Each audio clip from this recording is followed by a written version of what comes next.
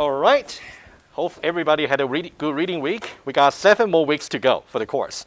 And I'll talk about several things today, just to begin with, just to make sure we're on the same page. I'll get to the lecture in just one moment. Let's now talk about announcement kind of stuff. And I cannot emphasize enough for Antler tutorial that you were assigned to study in the reading week. If for whatever reason you haven't got a chance to study, you still got a chance. You definitely need it for project and also for assignments and also for programming test, which I'll speak about. And for your project, according to the semester calendar, let's just take a look very quickly just to see where we are. Sorry, let me bring it up. There we go. If you go to the semester calendar over here, and I think for assignment schedule, we are slightly behind. It's my problem, not yours. So I think I will try to adjust the due dates and release date accordingly, so don't worry. But for the project, I will definitely release in time as originally planned. It was planned to be released next Monday.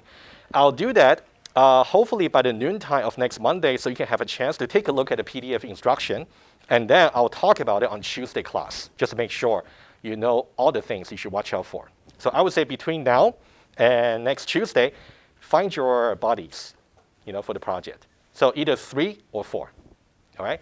If you really got trouble finding some teammates, let me know, and then I might be able to help, okay? So project release will be next Monday. I would say early afternoon, the latest. I'll get it ready. And Tuesday, we'll talk about it. And for your quiz number 2, don't worry about the calendar. It's being shifted to Thursday. And I believe for quiz number 2, there was an announcement I made before the reading week. Let me see. During the reading week. There we go, study items. Right, I think over there you are able to find the coverage for quiz number 2. Basically, you gotta study the entire lecture for lexical analysis and also for syntactic analysis, just up to slide number 9. Everything we have covered up to the reading week. Okay, just make sure you study for that. And for your quiz number 1, some of you already pick up your paper. I still got a paper here. I will see if I can finish today just a couple of minutes earlier, so you can just come to the front. I'll give you the paper. And also, I got solution. Talk to me anytime if you want to go over the solution with me, or either your solution or my solution. We'll talk about it. And for your quiz number 2, let me just mention that there'll be no proofs. All right, no proofs. And maybe for quiz number 2, we wouldn't do any essay type of question like in quiz number 1, so we could try something a little bit different. Okay, I'll write it down just as your reference. For your quiz number 2, number 1, no proofs. And number 2, no essay. So you can focus a little bit more on the technical stuff. All right, that'll be for quiz number 2. Yeah, we'll start like last time. We'll start in about, let's say, 2:35-ish, and I'll give you enough time. All right, there is something important to talk to you guys about, right? For your programming test, not many of you complain in the course survey. In some way, I'm quite grateful about the Saturday, having the test. But I think I might be able to find something you guys might prefer more. It's not confirmed. Let me propose that. Feel free to say no. Rather than having a programming test on a Saturday, what we can do is to have the programming test during the class in a lab. Okay? So let me just mention a proposal. It will be from 2:30 to 4 on the Tuesday after the original date, which will be November 1st. What you guys will do is go to the Williams Small Center. There's a lab room over there. I'll give you the precise address. I already secured the room. If you go there, and then we'll set up the lab test mode for you and take the test there. But what about the missing lecture? What I would do instead is to maybe do another survey just to see what time you guys might prefer to have a makeup class. Maybe we can choose either the second last week or the last week of the semester. Let's say, for example, if you guys, for those of you who respond, choose Friday at some time. I'll give the lecture and make sure I recorded that. The contents will be required for the exam, but your attendance will not be required. You can definitely watch the recording to study. Can everybody clear about this proposal? Okay, so now, hopefully that's clear. If anything not clear, you can just ask me now. It's not confirmed. I really want to make sure that one is not really causing lots of resistance. Anyone will object this second proposal, meaning that we'll do that on a Tuesday, but we're going to have a makeup class. So William, you don't like it? Yeah. Oh, how come? I mean, I think it's just be simpler to keep classes the way they are. Pushing back the material might be troublesome, and I have no problem coming in on a Saturday. When you say pushing back the material, what do you mean? You mean to? It's like we'll miss a lecture, and so then it will need to be filled some other time. Well, which means I feel like everything will be covered a little later. I know what you mean. That one there, you don't have to worry. I can make sure. I think for the project, for example, you already have everything you need just for Antler 4.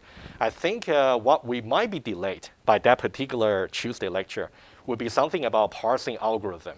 That one might just impact the last assignment a little bit, but I can make sure it's not going to happen if that's your concern.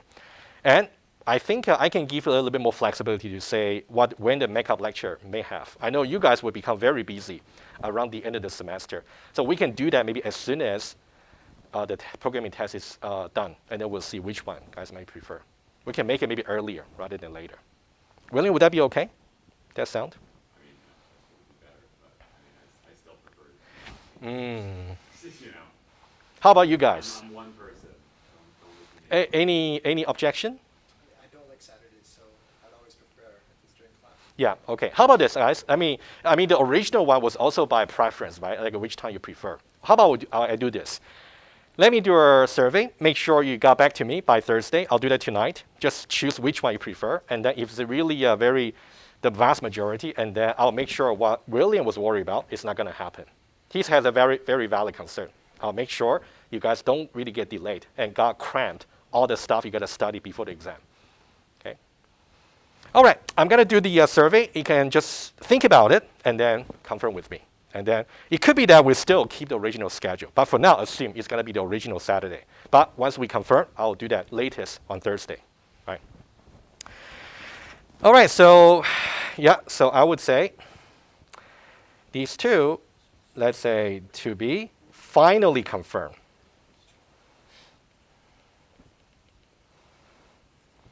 On Thursday class.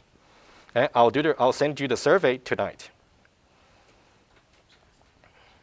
Okay, and I want to talk very briefly about a practice test. Okay, and this is something I will also refer you to very quickly. Okay, not the content itself. That's something you will have to do. I want to mention something very important.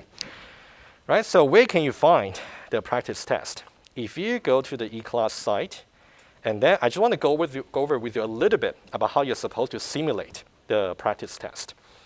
If you go to the eClass site, and then simply just go under programming test, right? There's a guide over here. I'll look at, let me see if there's anything I would like to highlight. I think that, this one might change if we decide for now, okay, for now. But just remember it's a purely programming test. And then, okay, this is something I want to mention very quickly, okay? So when you actually submit your final thing for grading, it's not going to be a runnable jar file. It's going to be an archive file, which I will show you very quickly how to do it, just in case you are still in doubts. But during the test, I would suggest you try to write some additional input file for testing, if you can afford the time. But for that one there, you better do it using the runnable jar file. But don't submit that for grading.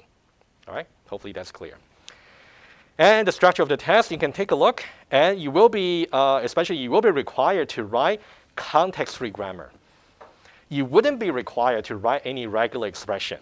However, if you really insist you want to create some new regular expression for your development, that's okay too. I'm just saying you don't need to write. We'll give you enough regular expression to use in your grammar. And you have to know how to generate a code. And for that one there, you will see we got some commands over here in the appendix over here. So here, yeah, you can just enlarge the text. And for now, I'm not going to go over. And do you need to memorize all the commands? Not really. I'll give you cheat sheets during the test. Number one. Number two, these setup commands over here, I'm going to write a shell script for you. So all you got to do is to run that shell script, and it will set up everything for you magically. If there's any particular thing you got to change, I'll let you know explicitly. So you don't need to worry about memorizing it. Don't do it. Okay? And then, okay, that's about instruction, but you can definitely take a look a little bit further. And I want to show you one more thing quickly, how you can simulate a test. So I already gave you the link to the remote lab. Just go there and go under, for example, EA. So that's the Sum Building Lab. Choose any workstation there, for example. And then this is pretty much how you would do it inside the actual programming test. So it's good to record that and for your future reference. And you will need, for now, I'm just going to download the starter project. In the actual test, the download procedure will be much easier. Okay. So if I just go to eClass, give me a moment. Logging. Okay.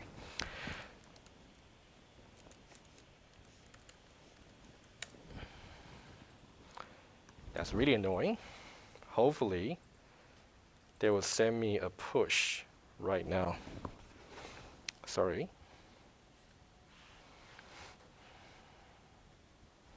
There we go. Approve. You don't need to worry about the eClass in the actual test, but for now, I just want to show you how you can use a remote lab. Okay, just go to the EECS4302, and then you will see there is a starter project over there for you to download. Let's download it.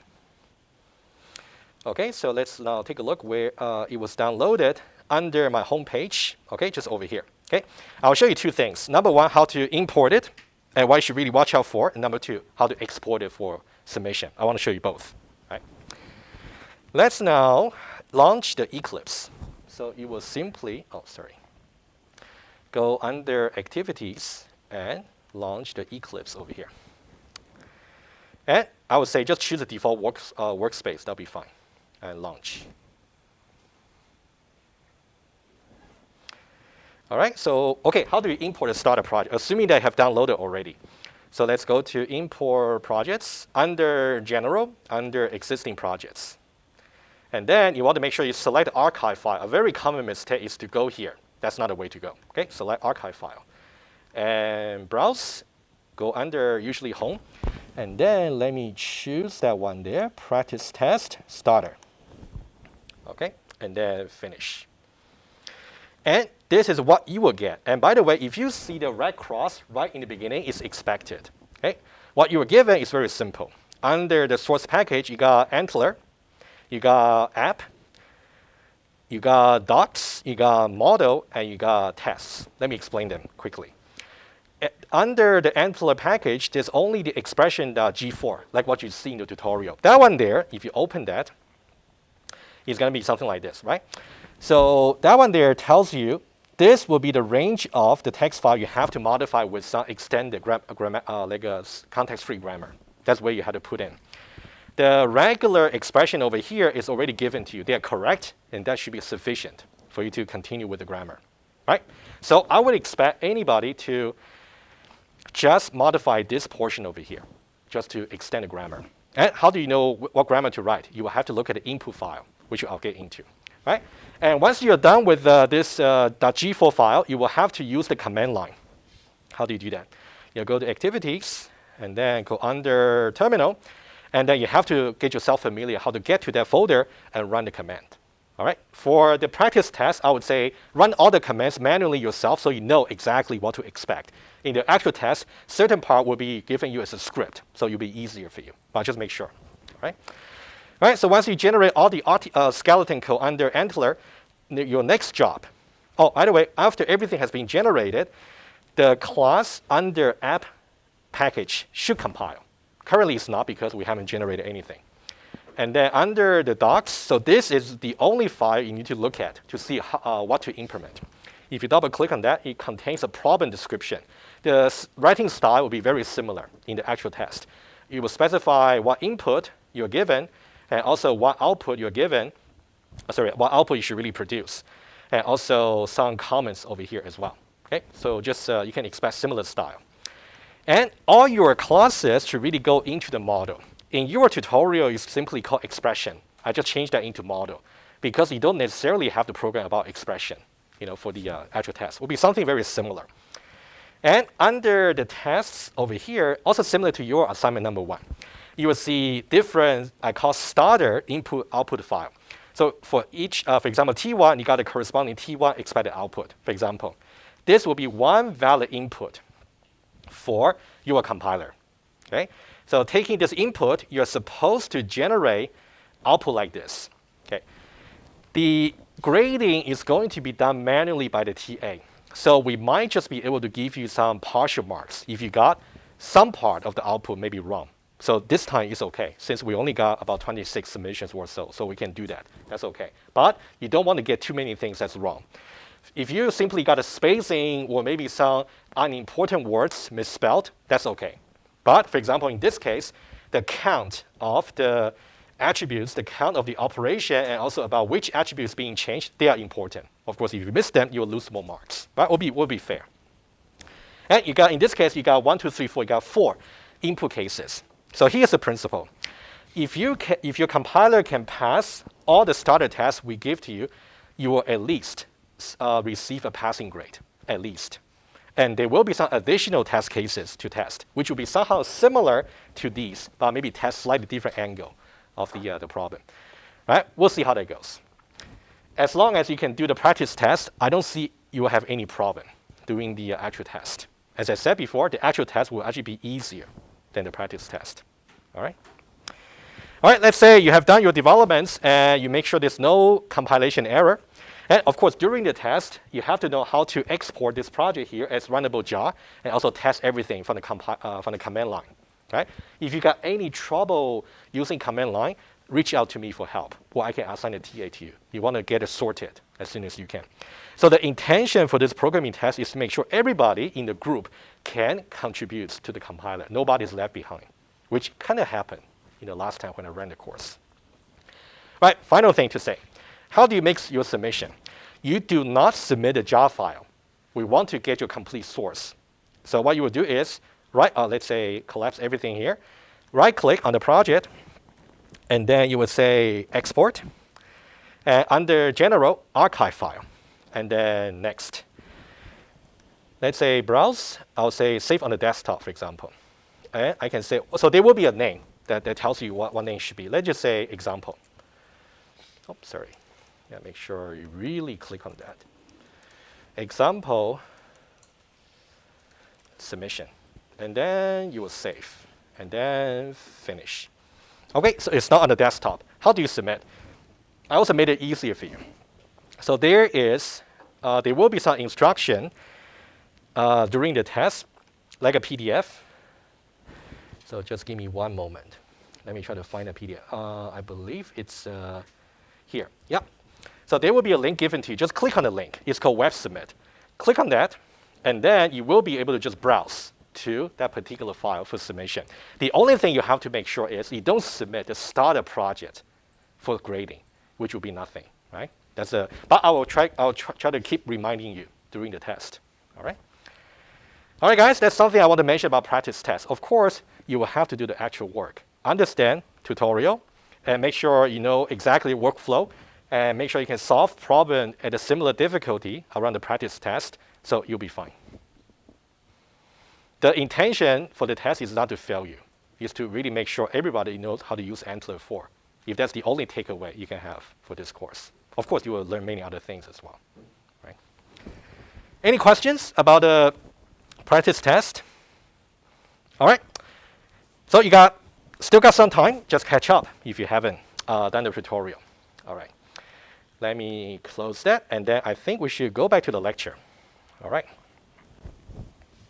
And I think this is where we were before the reading week, right? So I think I mentioned about this is one example you can definitely try to do yourself and compare with the solution. Henry, yes?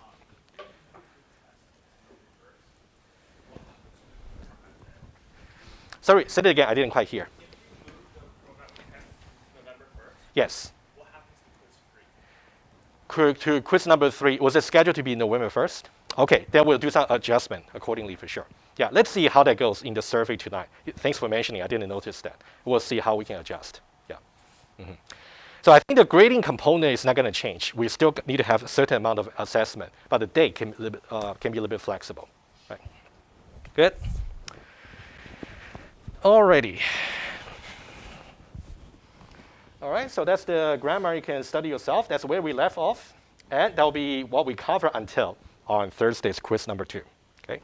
And I know I still owe you guys one solution for the minimizing DFA. I'll make sure it's made available to you by early afternoon tomorrow. So you definitely got that one to compare with your solution. Okay. If you don't know what I'm talking about, then you need to catch up. Okay. There's one exercise about DFA minimization. Okay. Let's now talk about today. I want to make it as relevant to your project as possible so we can do some discussion. Okay? So what I will do is I'm going to switch to iPad right away over here. I'm going to go over these 2 versions of this context-free grammar in detail with you one by one. Before that, I want you guys to look at that and share your thoughts a little bit. Okay? Let me explain the 2 versions. Just easier for me to put everything in a single page. This part here is shared by both version 1 and version 2. You can think about for version 1 is really this. And for version 2 is really this. Okay? It's a very small expression language that we are specifying. I would suggest you guys spend about 2 to 3 minutes. Look at version 1 and version 2. Tell me how you compare the 2 grammars, especially good things or bad things. I'll give you guys 3 minutes.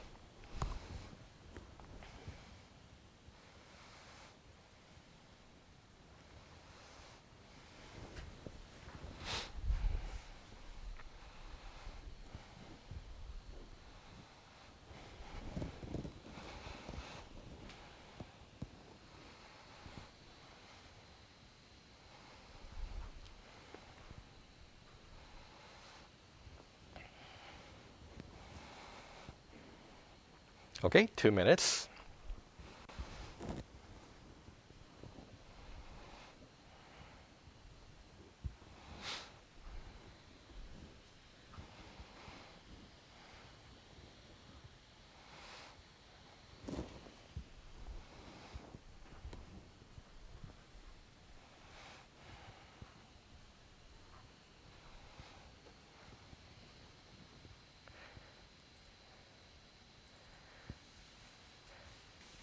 Apparently, one has more rules than the other, but that's quite obvious. But you want to think deeper.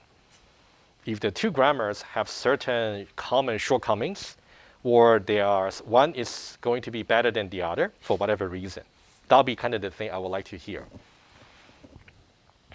Okay, 1 more minute, please. And why would this discussion be important? Part of your projects, which you're going to see next Monday, part of it is going to be to design your own language. When you design your own language, you will have to specify context-free grammar for that. You definitely got many design choices to make when you design your own language. That's why having some idea about the certain issues you got to watch out for, I think that'll be quite relevant. Right? Of course, the grammar you're going to come up with for the project should be much, much larger than this. Okay, 20 seconds, and then I'll see if you guys got any thoughts, right?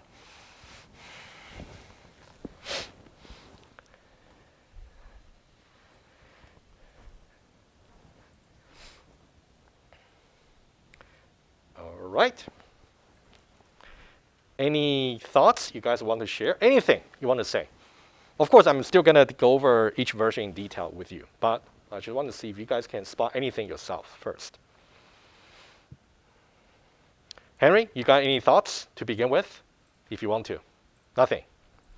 William? I mean, I guess the nice thing about V1, for example, is that it's very clear, like when all is everything gets parsed, it's very clear what kind of form stuff is going to be in. If you see a binary operation, okay. You know you're dealing with 2 things. You know you're dealing with 1 thing. Interesting.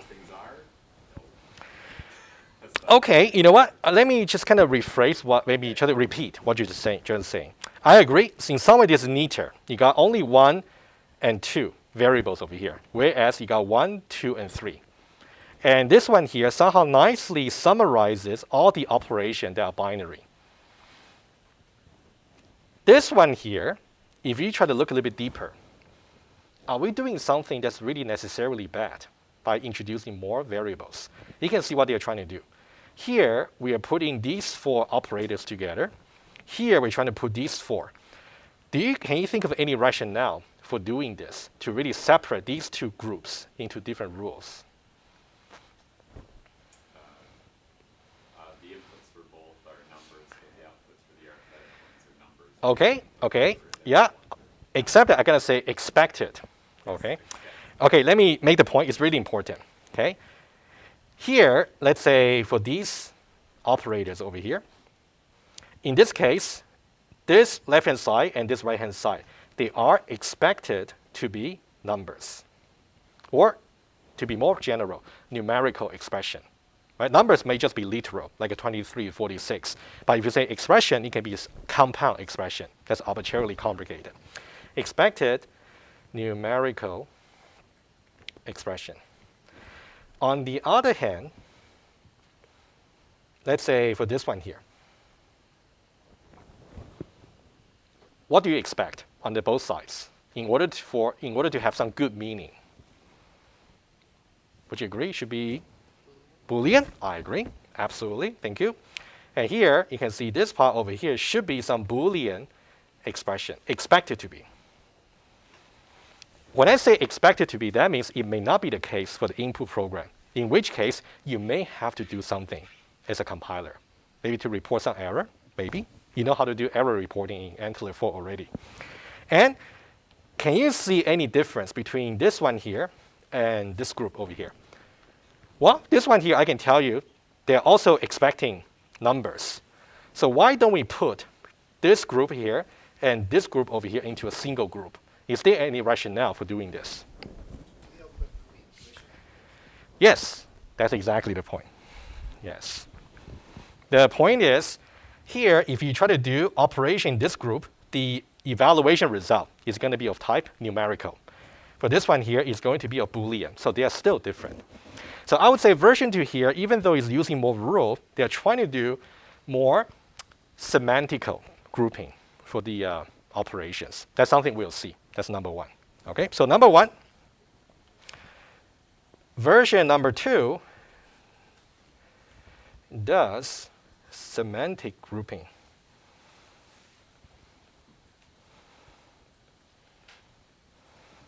Of operations or operators.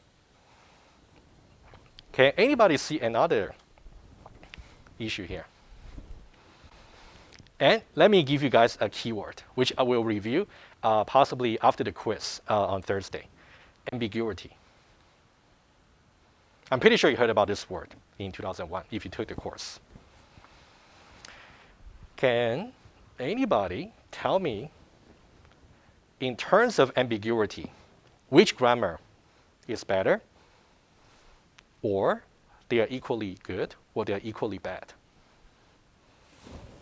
Yes? V2 is less ambiguous because, like, for example, arithmetic always has a number, a relational, or logical, like there's always a Boolean output, binary output. Okay.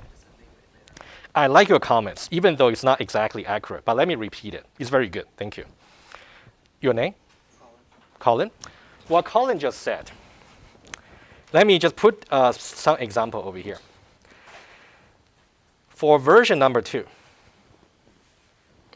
is less ambiguous because it does not accept.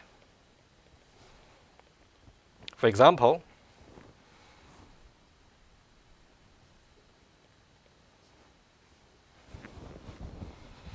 guys, take a look at this string over here. 2 implies 8. Can 2 implies 8 be accepted as a valid string by version number 1? Absolutely. Can 2 implies 8 be accepted by version number 2? It cannot be. Because in order to do implication over here, it has to be a Boolean logical operation. So it's not even valid. All right? That's a key. That's something I'll maybe go a little bit deeper even a little bit later. Okay, so this string over here accepted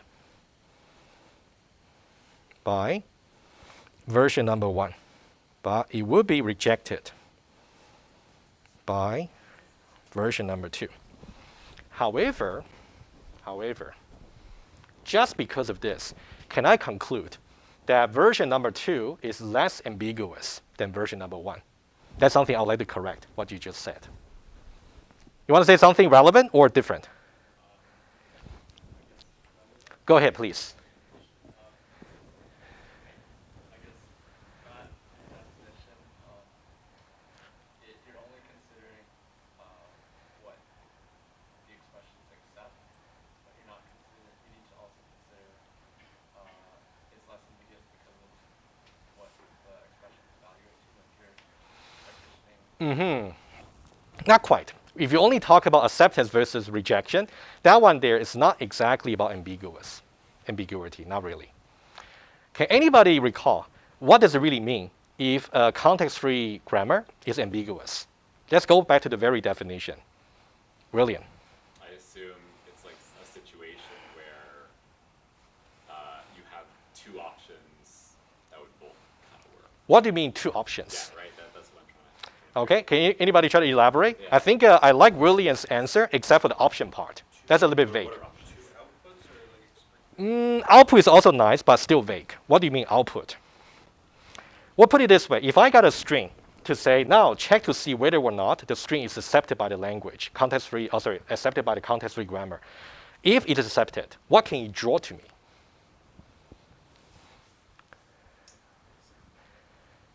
I need like the terminology. That's okay. So it's like you have the arithmetic operator feeds into these other things, right? In V2, what do you call arithmetic operator? Like, what's the name for that part of the rule? Not quite. Not quite. Getting somewhere. Okay. So here's the answer. If you don't mind, I'm just go a little bit, faster. A language, a context-free grammar is ambiguous is if you can find a single string for which you can draw more than one parse trees for that. That's a very brief definition, which we'll definitely go over maybe on Thursday. All right? And guys, for 2 implies 8. If you say V2 is less ambiguous than V1, for V1, how many parse tree can you draw for 2 implies 8? I bet there's only one parse tree. For V2, also only one parse tree. So you cannot use this string to talk about any of the languages being ambiguous. It's a very important point to actually see. All right? Let me write it down. Okay? So here, for this particular string, only one parse tree by version 1 context-free grammar, and also by version number 2. So both version 1 and version 2. So you cannot use this string as a witness to prove that the grammar is actually ambiguous. However, let me get to the conclusion. These 2 grammars are indeed ambiguous, but you just need to use a different string to prove it. Can anybody suggest maybe a string that's going to be accepted by both, but maybe for one version, or for both versions, they will actually get more than one parse tree for that? 1 plus 2 plus 3.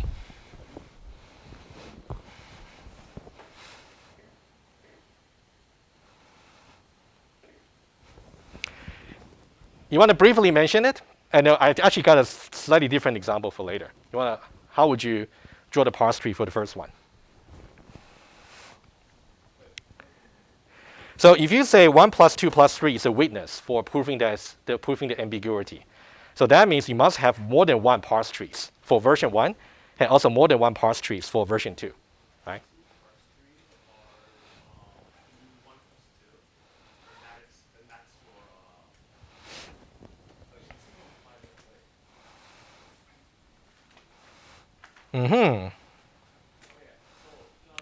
You know what? I'm not too sure if this is right. Are you sure this is right? because now here we're talking about the same operator, right? So I think the parse tree might just be the same. It would be the same. You know what, guys? I think to save time, let me put a question mark over here just for now. Either I can revisit this in the beginning of Thursday so I can draw the parse tree to show to you guys. Because later on Thursday, we also talk about another concept called derivation. Derivation somehow might correspond to the parse tree shape. And that maybe I will leave this example until then. But the example I prepared for you a little bit later, that one there can definitely show the different parse tree. I'll leave this one to discuss when I talk about derivation. Would that be okay? All right.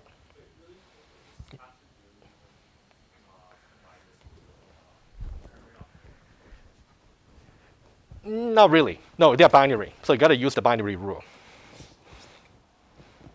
Like this or this. These are the two options. Let me see.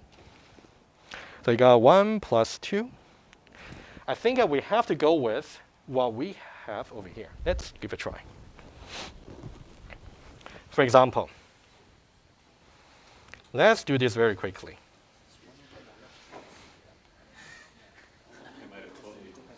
Yeah. Yeah, let's take a look at version number 1. All right. For version number 1, would this be a good witness for ambiguity?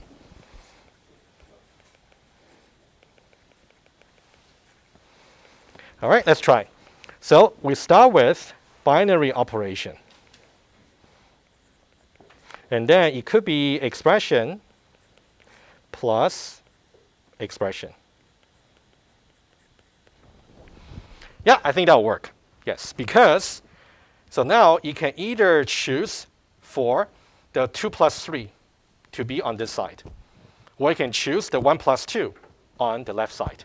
Either way. So that'll be a different parse tree. Okay, so Henry, you're right. Good. I'll just sketch the idea very quickly, and then we'll do another one later. So this will be parse tree number 1. This will be parse tree number 2. Oh, sorry. Let me just delete this. This will be 1 plus 2, and then 3. This will be 1. All right, guys, you can kind of see it, the idea. This will be one parse tree. This will be another one. So you got two different parse tree corresponding to the same string. That means the interpretation is not unique for the grammar. So this grammar is ambiguous. So a typical question in the test would be prove or disapprove. Well, actually, you cannot really prove. So either you got to say, yes, the grammar is not ambiguous, or you're going to say, no, it's actually ambiguous, in which case you got to provide with me the witness. Okay, like this. Okay. Let me recap. And then I think that's kind of enough discussion here, but let me recap about the two things I think you should really pay attention to. And we haven't really gone through the grammar just yet, but I just want to have some general discussion. This is kind of the discussion you should have with your teammates when you design your own grammar. Okay, so two things.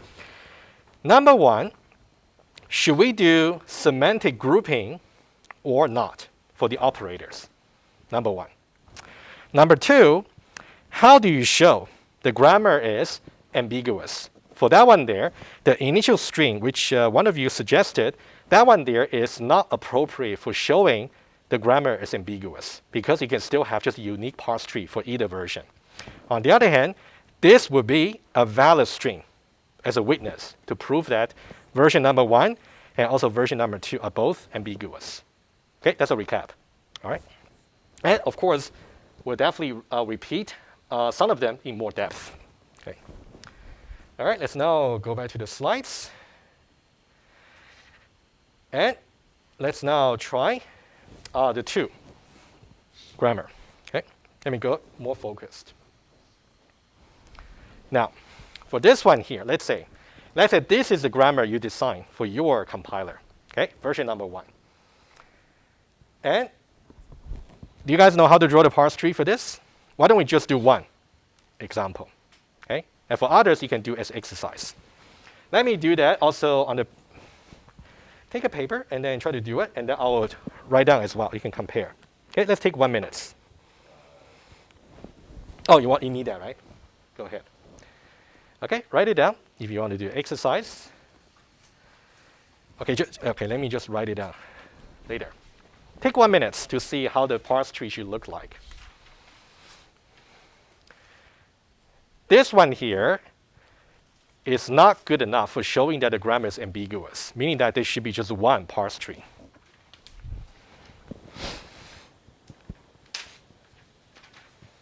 Let me just write a remark over here. Not appropriate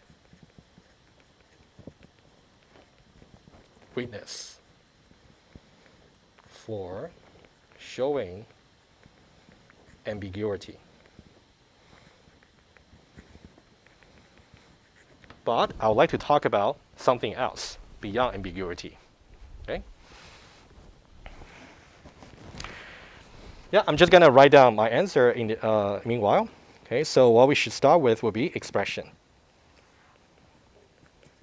And then we should go for binary operator. And under binary operator, we should have expression implies expression.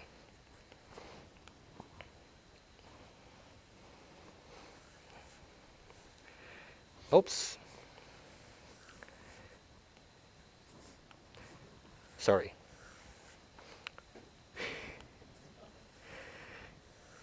It's kind of fun. There we go. Okay, guys, suggest. What will be the next step? What should I do? Should I reduce expression to be binary operation again? Or should I do something else? That's the important decision to make. Should I just go for example, binary operator?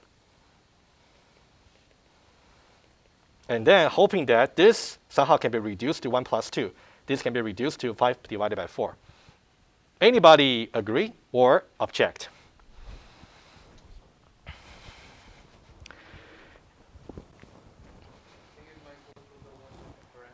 Aha, that's spot on. That's exactly right. Guys, you see, that's a trick. That's a trick. That's exactly right. You see, here, the input got parentheses. That should be covered as well. If you write this in the test, too bad. Be careful. All right? I did that deliberately. All right? Okay, good. That's good. That's good. But typically, if I ask you if that's really right, most likely it's not right. Otherwise, why would I bother, right? Usually. Okay, let's now make it right. So it should be parenthesis. Parenthesis, expression, parenthesis. Parenthesis, expression, parenthesis.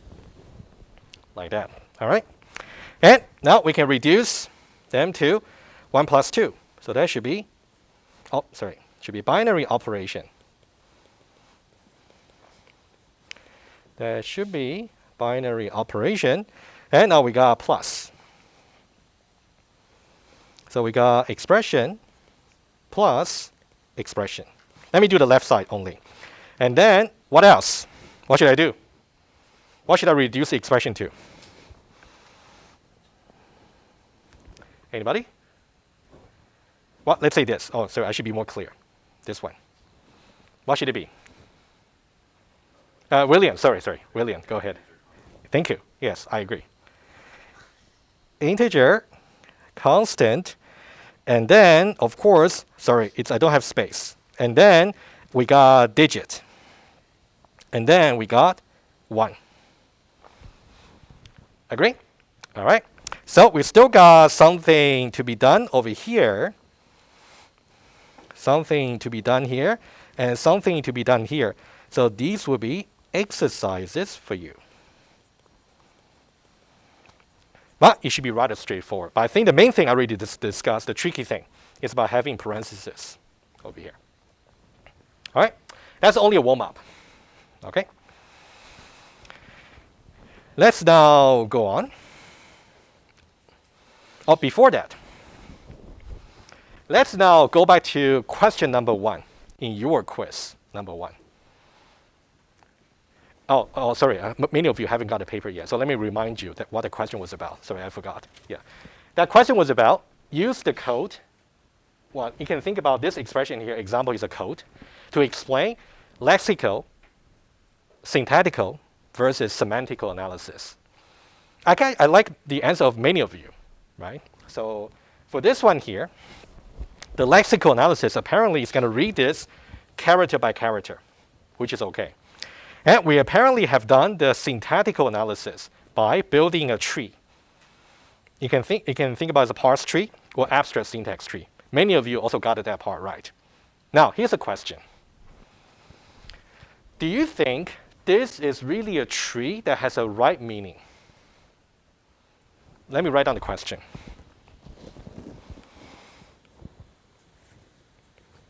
Is this an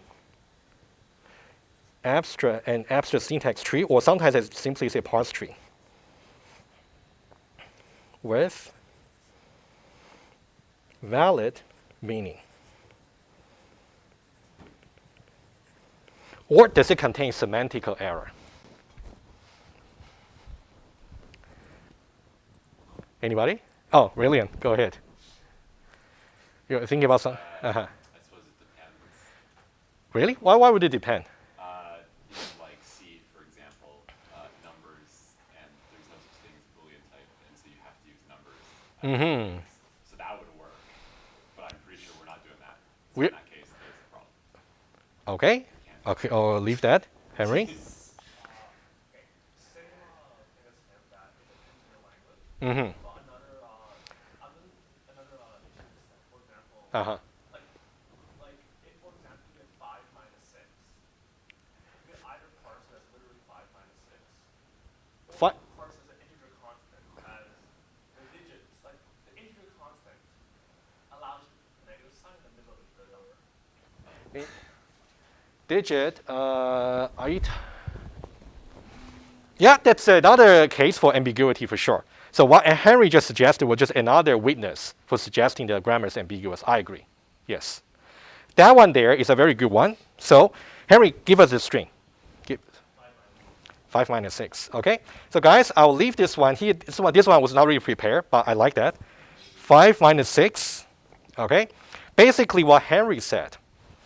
This is another appropriate witness for proving that the grammar is ambiguous. We used one string before, like 1 plus 2 plus 3. This is just another one. But how to use this string as a witness, to prove that it's ambiguous? Basically, either you can go for this root over here, or somehow you can use the minus over here, somehow. No? No. Well, because you still need some operator. Otherwise, what's the 5 going to do? You can't have two numbers. Oh, wait. Yep. One number. Ah, no, Yep. you can't. Yep. Exactly. It's just a really stupid malformed digit. Like when you ask semantic error, this is probably This one here, this is, it depends on how you interpret that. Right, I agree. So I would say this, let me leave this one here, is to say this will be appropriate witness for proving ambiguity. And I'll put this one specifically as an exercise over here. What you need to do is to draw the two parse trees for this one here, 5 minus 6. All right? That's one thing you guys should do. Okay? Let me roll back a little bit. Okay? For this one here, this is implication, right? That's how somehow we expect it to be implication, logical implication. That means this one should be Boolean, this one should be Boolean. Apparently, this is not Boolean. This is not Boolean. So it does not have the right meaning because you're using the implication in the wrong way. Now, in this grammar here, your compiler should really do this kind of semantic analysis. Well, check such semantic error. That should be done by your compiler. So that'll be the catch for this grammar. Okay, let me write it down. So this one here contains semantic error to be discovered by the compiler.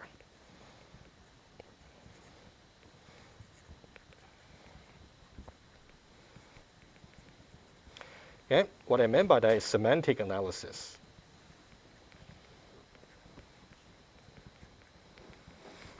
All right, that's something very important to know. That's the most important point to conclude for this grammar. That's one thing.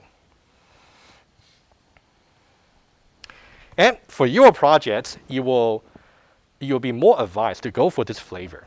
You want to keep your grammar as accommodating as possible without too much grouping, and there might be something you have to check from the initial parse tree. Okay, just keep that point in mind. Okay, and let's now jump to version number 2 with the same string right away. For this one here, do we have a parse tree for that? Apparently, we have to go. You can see the fact that we got implication over here. That means we should really go here.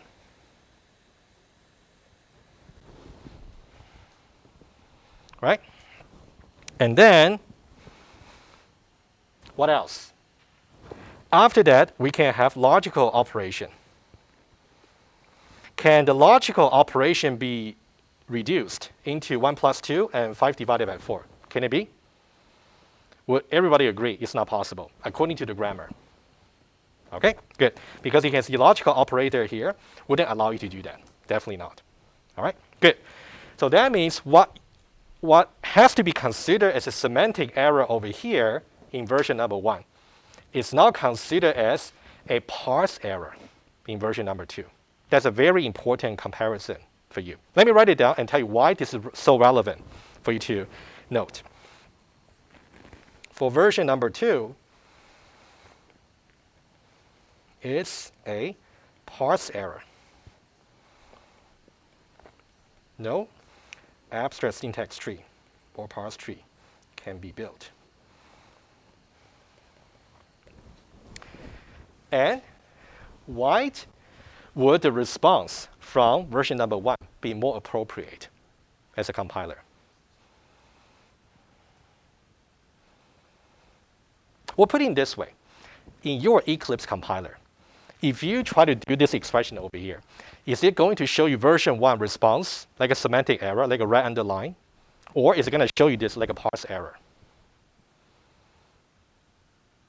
Version 1, right? Agree?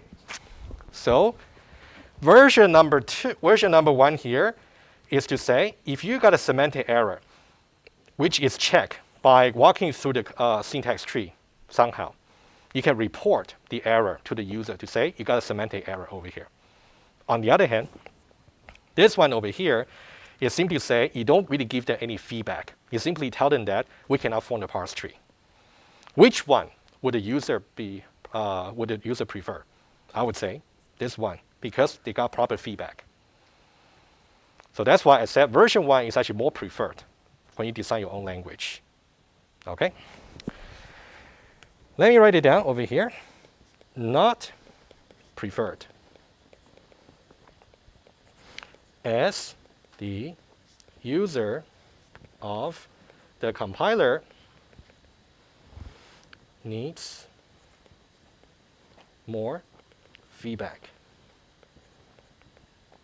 And for example, think about what's happening if you put the same expression in Eclipse or any IDE. All right? Guys, any question about the first point? It's actually very important, right? The first point. And second point, ambiguity. Let's go there quickly. And for version number 1, it turns out for version 1 and version 2, they are equally ambiguous. You cannot say one is less ambiguous than the other. We don't say that. If they're ambiguous, they're ambiguous. There's no degree of ambiguity. And let's just do one example here. Just do one. For the other one, I will leave as exercise for you. This one here is somehow similar to what Henry just suggested before, like 1 plus 2 plus 3. Similar. But let's try this one here. Okay, just to make sure you can really draw the 2 parse trees for this. This is a very typical example, because this one here is to say you can either try to build a parse tree, which will show multiplication should be done first, or another parse tree, which will show addition should be done first. All right? But the ambiguity that Henry suggested, in some way, it wouldn't quite matter for that particular one, because it doesn't matter if you do addition for the first two or the final two. Okay. Depends on the language, I agree. I'm just saying just if you want to just evaluate a tree, doesn't matter which one you choose.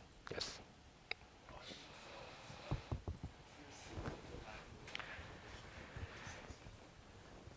Yes, that's true.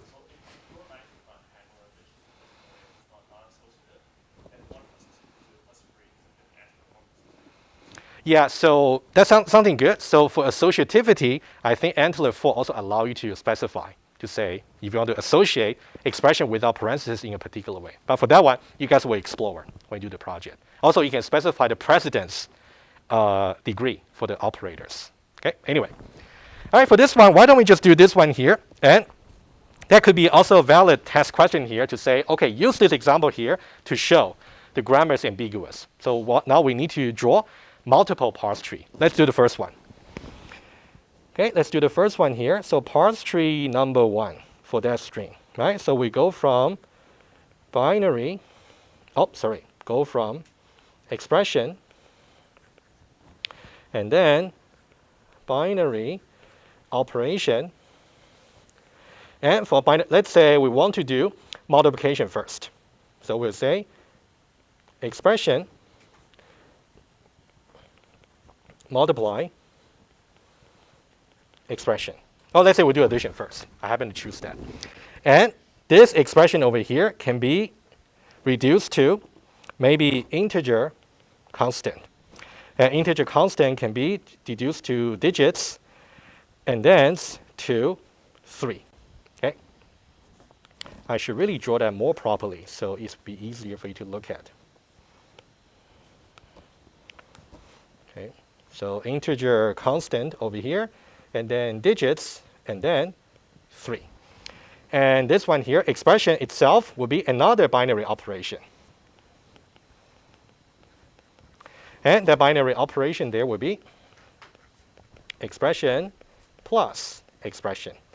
And that one there will be integer constant digits, and also 5, integer constant digits, and then 4. Right? If you look at the leaves, we do 3 times 5 plus 4. And now if you think about, if you really want to evaluate this particular expression here, this will be the subtree to evaluate first before you can combine with multiplication. So this one here corresponds to the plus has higher precedence, if that's what you really meant. It depends. Right? That's one parse tree. For completeness, let's draw very quickly the other one. Okay. So parse tree number 2, right? So expression over here, binary operation, and then over here we'd say expression plus expression. And this expression here would be integer constants, digits, and then 4, right? And this one over here would be, again, binary operation. Binary operation, and then we got expression multiply expression. Integer constant, and then digits, and then 3. Integer constant, and then digits, and then 5. Right? You can see definitely different parse tree. Right? Make sure you know how to draw them, given the grammar. Right? Don't miss any symbols. And apparently for this one here, let's just do a final remark. For this one here, you definitely have to do multiplication evaluation first before you do plus. They belong to different subtree. And for your projects, you will have to make sure you know how to traverse the tree. You know, to do evaluation or for whatever semantic analysis you got to do. Depends. All right. Good. Good. Any question about this? We okay, right? So let me just say one more thing here. This will be the witness of ambiguity. And if we jump to this one here for version number 2, the same string, exercise for you. Even for version number 2, even in version number 2, we have done some nice semantic grouping. The grammar is still ambiguous, unfortunately. Okay? A very quick insight into why it is still ambiguous. The semantic grouping you're doing over here is only about separating between maybe Boolean operation, numerical operation, relational operation. You haven't done anything to specify the precedence of the operator. That will be done in version number 3. We'll see if we can get to, okay, today. Exercise, show version 2 grammar is ambiguous. Oh, not too sure how to spell that. Ambiguous. Okay, using this string. Right, that'll be your exercise. Make sure you can do it. And of course, the parse tree will look a little bit different from what we saw earlier over here. All right? All right, one more thing to say. One more thing. We said before, this particular string that will be subject to further semantic analysis for version number 1 is considered as a parse error for version number 2, which is good in some way, because now we don't allow it at least. Is there any other string you can consider that might require you some further semantic analysis? I just want to give you some example. And I can say this one is a little bit arguable. You may decide to do it, or you decide not to. Okay, let me show to you.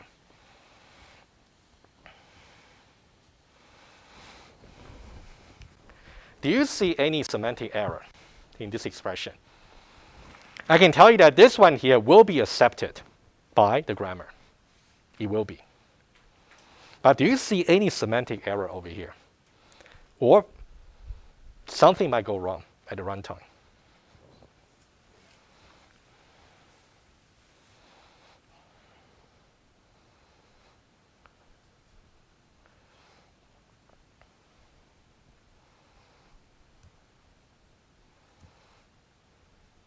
Or I can make it a little bit more interesting. Let's say this. Let me do it again. You know what? Let's consider something slightly different.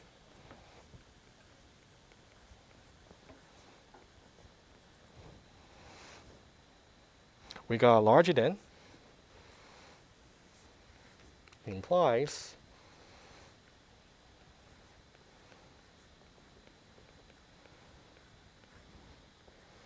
how about that? Just put the parentheses around. You can definitely draw parse tree for that. But do you see any semantic error? As far as compilation is concerned, if you write Java code, it will compile, assuming that it got implication. It's actually makes sense for the mathematical operation, right? Do you see anything wrong here semantically?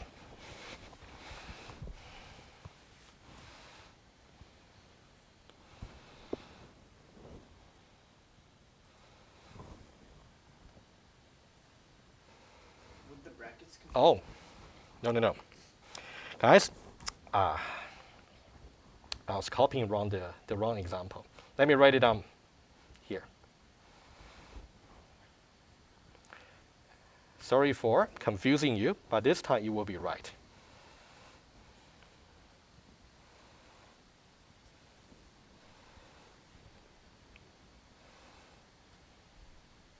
This is what I really meant to do.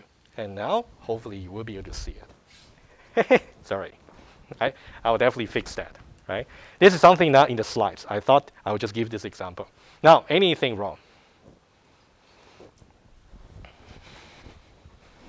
Apparently, over here, right?